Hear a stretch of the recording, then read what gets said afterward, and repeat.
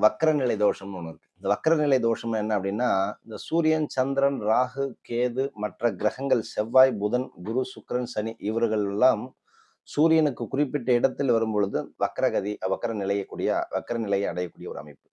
இந்த வக்ர நிலையில இருக்கக்கூடிய பிறந்தவர்கள் எல்லாமே என்ன பண்ணணும் அப்படின்னு கேட்டீங்கன்னா, தசாபுக்தி வரும்பொழுது தீய பலன்களை கண்டிப்பாக அனுபவிக்க அந்த கஷ்டங்கள் வரக்கூடிய ஒரு காலகட்டமா சொல்லப்படுகிறது.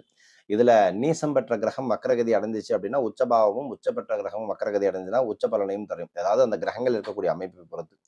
அப்போ எந்த கிரகம் உச்சம், நீச்சம், வக்ரம் பெற்று இருக்கோ, அதுக்கு தகுந்தாற்போல அந்த பலனை கொடுக்கும்.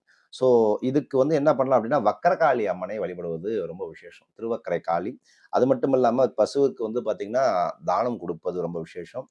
ஆ அந்த எந்த கிரகம் வக்கரமா இருக்கோ, அந்த கிரகத்துக்கு உண்டான மலர அந்த அம்பாள்ட்ட அங்க குடுக்கணும். அதே மாரி அந்த அம்பாளுக்கு புடவை சாத்தி அபிஷேகம் பண்றது நல்லது.